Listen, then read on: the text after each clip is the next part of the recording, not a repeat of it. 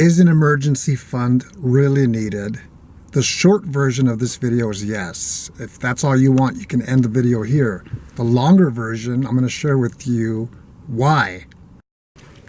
This is what my office looks like today.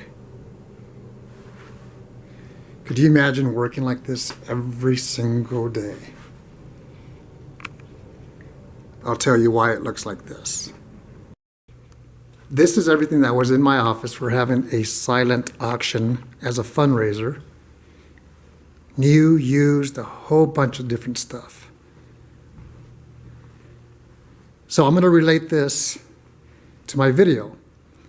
Do you have stuff in your house that you don't want, need, or use that you can sell to make extra money and increase your emergency fund?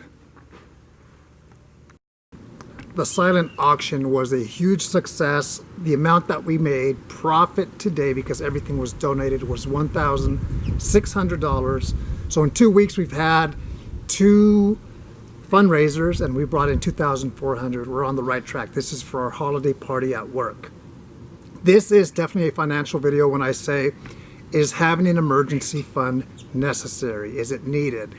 The answer that I'm going to say, of course, is yes, it is needed, because life is going to happen to all of us, everybody. Therefore, I've been on the opposite end where I didn't have an emergency fund because I was living paycheck to paycheck. And it's not a good feeling, it's especially if you have a family. But it shouldn't depend if you have a family or not. It shouldn't feel good. At least it didn't feel good for me. And that's where I made the changes. You have to have a vision and say, okay, I'm going to have $100, $200, $500, and build on your emergency fund, because life will happen. I used to be a financial counselor for 6.5 years, and I used to speak with service members and assist them with an interest-free loan, either from the Air Force Aid Society, Navy Marine Corps Relief Society, or Army Emergency Services. Interest-free loans for emergencies. But some of the emergencies that I would see were my tires are completely bald, so I have an emergency. But that's an example of, you should look at your tires on your vehicle and say, I have 6 months or a year left on this tread, and plan for that. You don't have to do that, but if you don't do that, what's going to happen is you're going to be stressed, most likely, when you have that emergency happen and those tires go out, and you're either going to put it on a credit card, or you're going to get a loan, or you're going to finance that to get new tires. And that's not the way it should be. It's an option, but it's not an option that's recommended, because it just adds, like I said, more stress to somebody's life. At least for me, it used to. It would keep me up at night when I was broke, living paycheck to paycheck with the family. I'm not going to say I didn't sleep, but it would keep me up, and I was embarrassed. And I've been there. I speak always, been there, done that. And I said, I'm going to make some changes, and I'm going to save money for a rainy day, because life will happen. How do you begin that? You have to, like I said, start with a vision, and then start small. $50, $10 later, that's 60, and so forth. 100, 200, 500.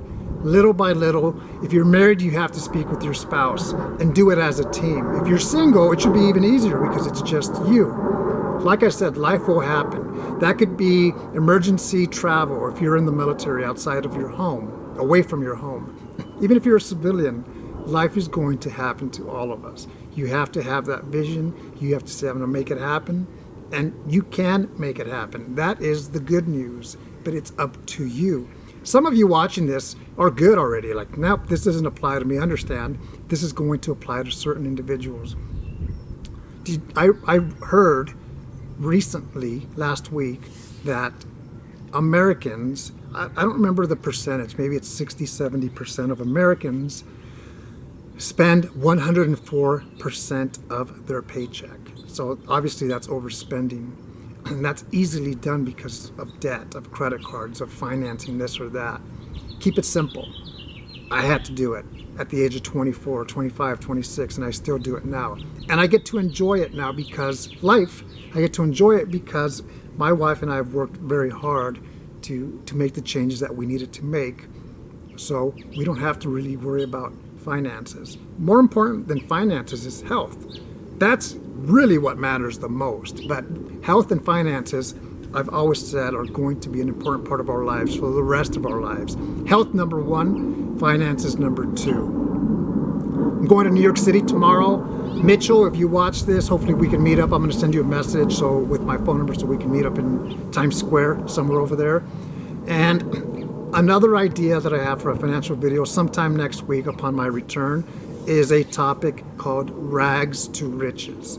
Don't think that I think about finances and money and becoming money hungry, because I'm not like that. I just like the topic of finances and money. But I'll do that video next week. Hopefully you watch it. Have a great 4-day weekend. If you're military, if you're not, have a great 3-day weekend. Take care.